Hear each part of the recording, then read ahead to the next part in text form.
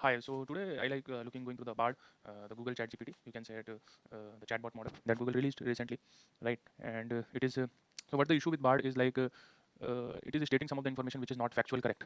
Factual means in recent example that they caught on is like Seinfeld. Seinfeld is a TV series like and sitcom. So it's a chatbot model, right? So it's inevitable. So you will ask personal question like to the chatbot model, like hey, what this character is doing, and was 9/11 was the insider job, something like that. You need some. You will going to ask some detailed information, right? And you will feel like you're interacting to human. So it is quite inevitable to not ask such kind of question. So what BARD does, it may like sometimes it is spitting up the wrong facts that in the answers. So what does it mean? So in Google, so what Google is claiming that it is it is in experimental phase, and the explanation that they gave provided for wrong data, wrong factual data was that they are saying that BARD model is trained on the internet information that is publicly available, right? So it might be the case that most of the data are not correct and and it may like contaminated with some error and some what you call some wrong facts. So it's like just a model, and most of the information that BARD is generating at the real time. So the only way to correct is to embed the more correct data, right? And there are so like voting scenario.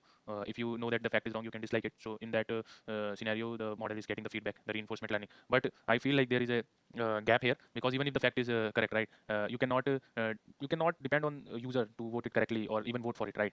Maybe some people will take that information at granted, right, that it is correct, and if not, you're doing experiments and taking feedback from the user which is not correct. So what I feel like they did early release of BARD, which was not expected from the Google, from this past Google always tend to launch a full-fledged project whatever they have launched in the past, whatever technology they have worked on, and the scope of the error and improvement was very less.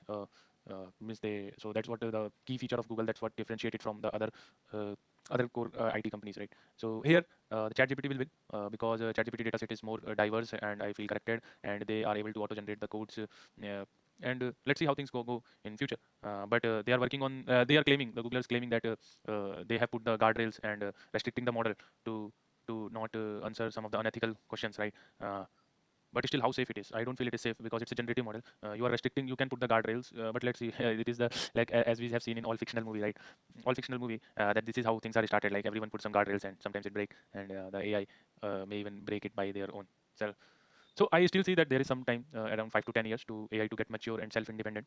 But yeah, on review of a BARD AI, it's there is lots of, it's not near to the ChatGPT. ChatGPT is clearly winning, and the other fact is like people are asking me why you are making such boring videos with copy and pen. So my take on this is like with fancy animation is easy to consume the information and easy to understand.